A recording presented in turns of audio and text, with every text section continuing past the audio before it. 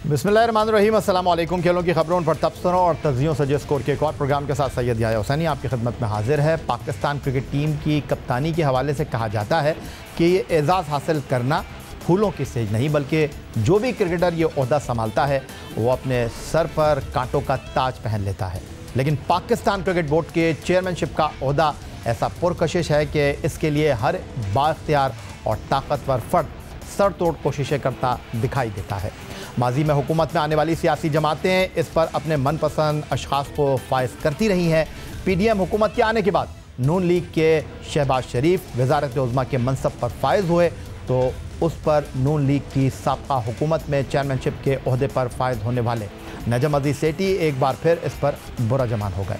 लेकिन इत्तेहादी जमातों से बनने वाली हुकूमत में फार्मूला शायद कुछ और तय हुआ था। इसीलिए चेयरमैन PCB के इंतखाब के बाद पाकिस्तान पीपल्स पार्टी ने चौधरी ज़का अशरफ को इस ओहदे के लिए नामजद कर दिया और मामला वहीं से गंभीर होता चला गया। नजम अजीज सेठी ने मामले की नज़ाकत को देखते हुए ओहदा छोड़ा और वज़ीर आज़म मियाँ मोहम्मद शहबाज शरीफ ने चौधरी ज़का अशरफ को गवर्निंग बोर्ड का रुकन नामजद कर दिया। लेकिन मामले की पेचीदगियाँ बढ़ती ही रहीं। PCB के मामलात अदालतों में जा पहुँचे। ICC की मीटिंग भी सर पर आ गई, लेकिन PCB के सरबराह का मामला अजीब कशमकश का शिकार हो गया। मगर बुध की सुबह वज़ारत बैनुस्सूबाई राब्ता ने नजम सेठी की जिस मैनेजमेंट कमेटी को तहलील किया था उसे चौधरी ज़का अशरफ की क़यादत में नए अरकान के साथ बहाल कर दिया गया। 20 जून 2023 को वज़ारत बैनुस्सूबाई राब्ता ने नजम अजीज सेठी की सरबराही में काम करने वाली मैनेजमेंट कमेटी को तहलील किया तो उसी दिन वज़ीर आज़म मियाँ मोहम्मद शहबाज शरीफ ने अपने सवाबदीदी इख्तियार को इस्तेमाल करते हुए साबिक़ चेयरमैन पाकिस्तान क्रिकेट बोर्ड और पीपल्स पार्टी के नामजद करदा चौधरी ज़का अशरफ को और advocate supreme court Mustafa Ramday को गवर्निंग बोर्ड का रुकन नामजद कर दिया। इससे एक रात कबल नजम अजीज सेठी ने ट्वीट में चेयरमैनशिप के इंतखाब से दस्तबरदार होने का फैसला किया। मगर नजम सेठी ने जाते जाते गवर्निंग बोर्ड के इजलास में डिपार्टमेंट और रीजन्स के नुमाइंदों को भी BOG में मुंतखब कर लिया और चेयरमैन PCB के इंतखाब के लिए अहमद शहजाद राना फारूक को चीफ इलेक्शन कमिश्नर मुकर्रर कर दिया, जिसके तहत नए चेयरमैन के इंतखाब तक वो कायम मकाम सरबरा PCB रहते। लेकिन वज़ारत बैनुस्सूबाई राब्ता ने गवर्निंग बोर्ड के इजलास को गैर कानूनी करार दिया। दूसरी जानिब बलूचिस्तान, पेशावर और इस्लामाबाद हाई कोर्ट्स में चौधरी ज़का अशरफ को गवर्निंग बोर्ड का रुकन नामजद करने के खिलाफ दरख्वास्तें दायर हो गईं और PCB के इलेक्शन मुलतवी हो गए। इस सारी सूरत हाल ने उस वक्त दिलचस्प मोड़ लिया जब जनूबी अफ्रीका के शहर डर्बन में 9 से 13 जुलाई तक होने वाले ICC के सालाना इजलास में चौधरी ज़का अशरफ की शिरकत का फैसला हो गया, जिस पर क्रिकेट हलकों की जानिब से तनकीद हुई।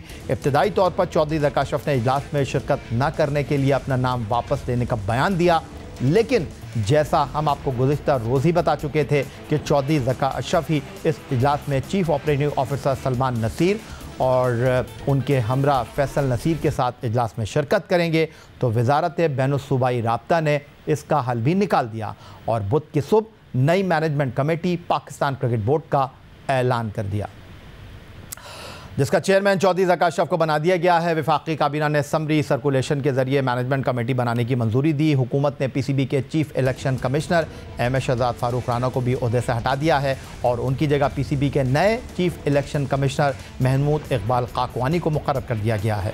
PCB की नई मैनेजमेंट कमेटी की मुद्दत 4 माह रखी गई है। मैनेजमेंट कमेटी क्रिकेट बोर्ड के ICC की इजलास समेत दीगर उमूर को देखेगी। दख्त सुकनी कमेटी के मेंबरान में कलीमुल्लाह खान, अशफाक अख्तर, मुसद्दिक इस्लाम, अजमत परवेज, साबिक test cricketer, Asian batsman Zaheer Abbas, Khurram Soomro, Khawaja Nadeem, Mustafa Ramday और जुल्फ़िकार मलिक शामिल हैं। पाकिस्तान क्रिकेट बोर्ड की नई मैनेजमेंट कमेटी के ऐलान के साथ ही चेयरमैन ज़का अशरफ ने भी PCB में चार्ज संभाल लिया है। वज़ारत बैनुस्सूबाई के एलामिया के बाद चौधरी ज़का अशरफ पाकिस्तान क्रिकेट बोर्ड के हेडक्वार्टर पहुँचे, जहां पर PCB के आला ओहदेदारों ने चौधरी ज़का अशरफ का इस्तकबाल किया। चौधरी ज़का अशरफ के चार्ज संभालने की कागज़ी कार्रवाई मुकम्मल कर ली गई। चौधरी ज़का अशरफ ने PCB के मुलाजमीन और ओहदेदारों से मुलाकात की। PCB हेडक्वार्टर में मुख्तसर वक्त गुजारने के बाद चौधरी ज़का अशरफ वापस रवाना हो गए। 9 सितंबर 1952 को पैदा होने वाले चौधरी ज़का अशरफ पहली मरतबा पाकिस्तान क्रिकेट बोर्ड की सरबराही हासिल करने में कामयाब नहीं हुए हैं, बल्कि इससे कबल वो 3 साल के लिए चेयरमैन पाकिस्तान क्रिकेट बोर्ड के ओहदे पर बरजमान रह चुके हैं। पाकिस्तान पीपल्स पार्टी की साबका हुकूमत में साबिक सदर आसिफ अली जरदारी ने एजाज भट्ट की जगह 15 अक्टूबर 2011 को चौधरी ज़का अशरफ को चेयरमैन पाकिस्तान क्रिकेट बोर्ड मुकर्रर किया था।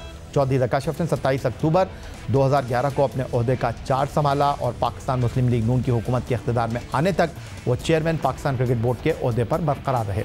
28 मई 2013 को इस्लामाबाद हाई कोर्ट ने चौधरी ज़का अशरफ के खिलाफ दरख्वास्त पर उन्हें काम करने से रोक दिया और फिर साबिक़ वज़ीर आज़म मियाँ मोहम्मद नवाज शरीफ ने चौधरी ज़का अशरफ को ओहदे से हटाकर नजम अजीज़ सेठी को चेयरमैन पाकिस्तान क्रिकेट बोर्ड के ओहदे पर तैनात किया। लेकिन 6 माह बाद इंट्रा कोर्ट अपील के बाद इस्लामाबाद हाई कोर्ट के 2 रुकनी बेंच ने चौधरी ज़का अशरफ को बहाल कर दिया, लेकिन सुप्रीम कोर्ट ने 21 मई 2014 को इस्लामाबाद हाई कोर्ट का फैसला मुअत्तल करते हुए नजम अजीज़ सेठी को चेयरमैन के ओहदे पर बहाल किया, जिसके बाद नजम सेठी ने 2014 में बोर्ड का नया आइन बनाया और शहरियार खान चेयरमैन मुंतखब हो गए। यहीं पर एक ब्रेक लेंगे, ब्रेक से वापस लौटेंगे तो चलेंगे वीडियो लिंक पर। हमारे साथ मौजूद होंगे test fast bowler Mohammad Abbas.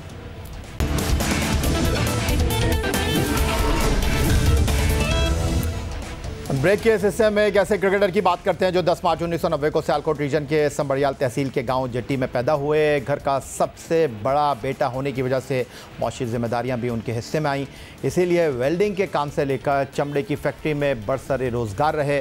फिर 2 साल तक कचहरी में प्रॉपर्टी रजिस्ट्री से भी वाबस्ता रहे, लेकिन अपने शौक़ क्रिकेट को वो कभी भूल ना पाए।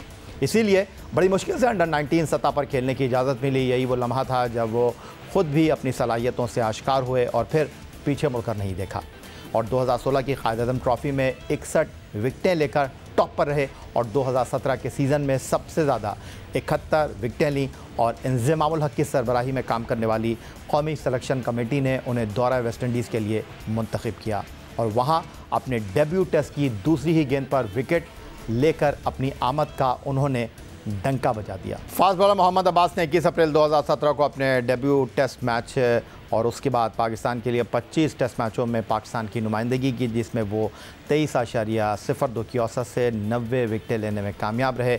उनकी बेहतरीन बॉलिंग 2018 में ऑस्ट्रेलिया के खिलाफ अबू धाबी की बेजान पिच पर 95 रन के बदले 10 विकेटों की कारकर्दगी रही।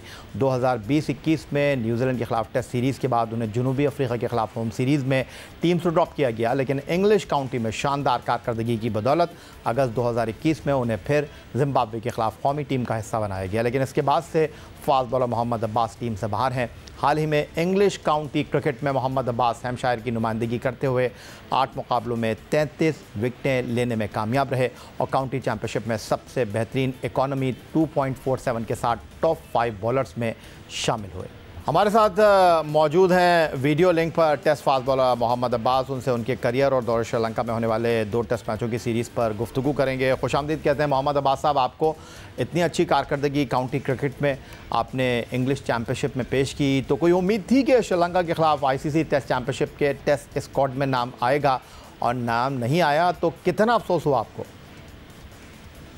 जी थैंक यू, ये अभी आपने इनवाइट किया और बिल्कुल काफ़ी उम्मीदें थी, क्योंकि लास्ट 2 साल से मैं परफॉर्मेंस दे रहा हूँ डोमेस्टिक क्रिकेट में, इधर काउंटी में भी और उसके बाद लास्ट ईयर जो पाकिस्तान में भी डोमेस्टिक हुई उसमें भी, तो उम्मीद तो थी लेकिन नाम नहीं आया। शायद इसी में मेरी बेहतरी होगी, अल्लाह ताला के हर कामों में बेहतरी होती है, लेकिन एज ए इंसान जाहिर सी बात है कि सैड होता है और मैं भी हुआ।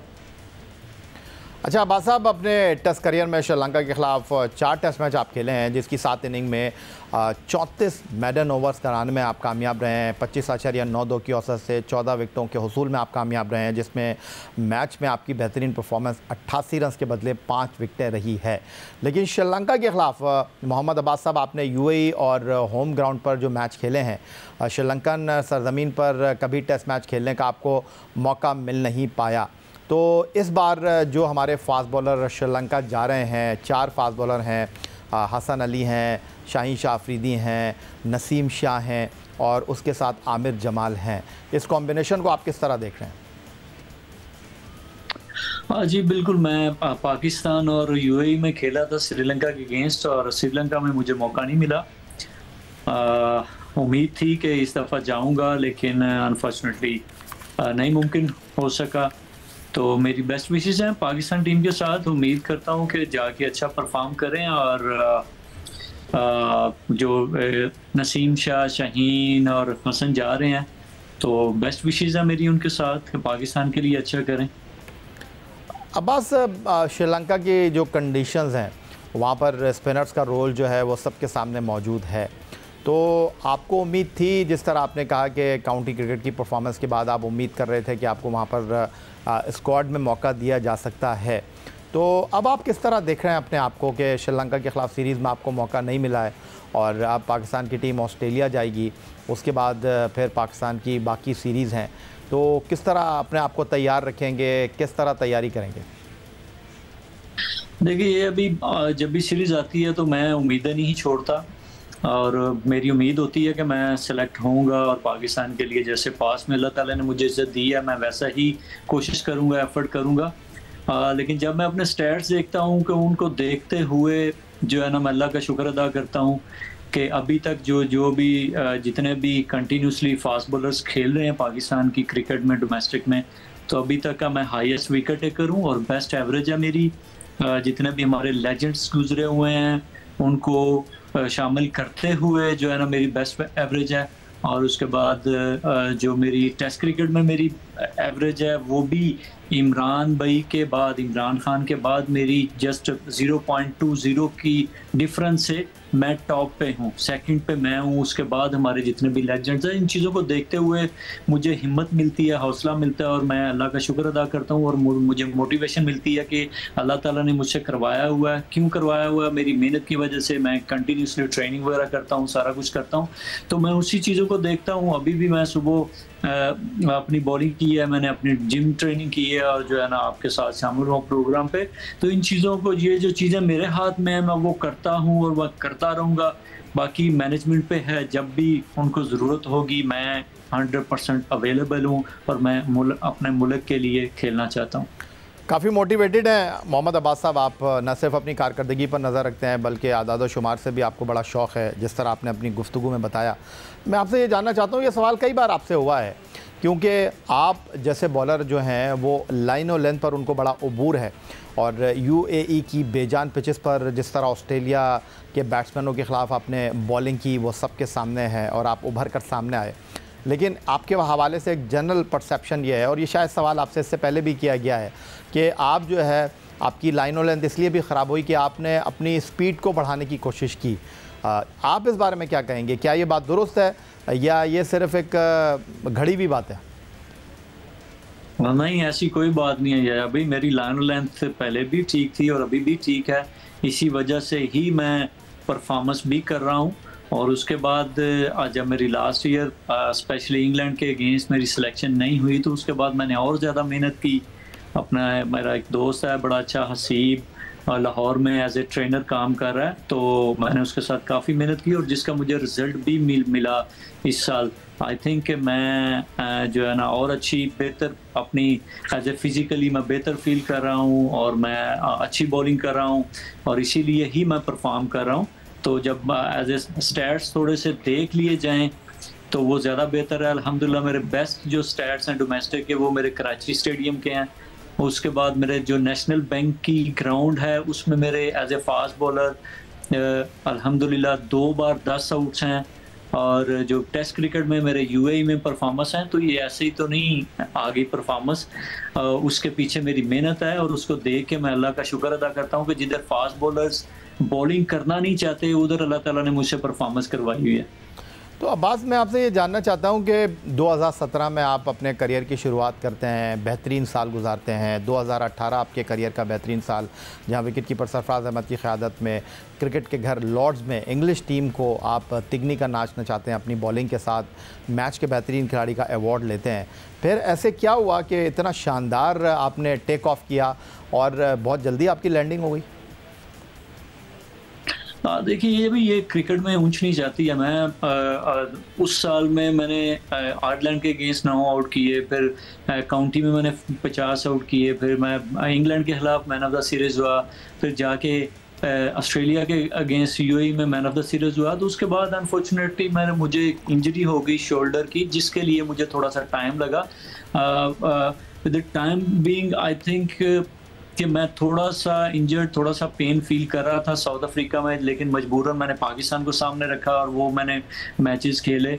और वो मेरे कुछ मैचेस जो है ना उसमें गुजरे, लेकिन ये कैरियर का हिस्सा होता है ऊंच नीच आना। लेकिन उसके बाद मैं टीम का पार्ट उस तरह से नहीं रहा जैसा कि मुझे होना चाहिए था, और मुझे उस तरह से जो है ना मौका भी मिलना चाहिए था कि जैसे उसके बाद भी मैंने लास्ट ईयर भी मैंने 70 आउट किए हैं, 50 इधर काउंटी में किए हैं, 18 से 20 मैंने पाकिस्तान में जाके 2 पंजे लगाए हैं। फिर आके मेरे अभी जो है ना अल्हम्दुलिल्लाह मैं टॉप 2-3 फास्ट बॉलर्स में हूँ। तो ये चीज़ें ऊपर नीचे आती रहती हैं, लेकिन एज ए बॉलिंग यूनिट भी मैं समझता हूँ कि हम लोग डिस्टर्ब हुए टेस्ट क्रिकेट में। आमिर छोड़ गए, हसन अनफिट हो गए, फ़हीम अशरफ जो है ना नहीं थे, उसके बाद वहाब भाई छोड़ गए टेस्ट क्रिकेट।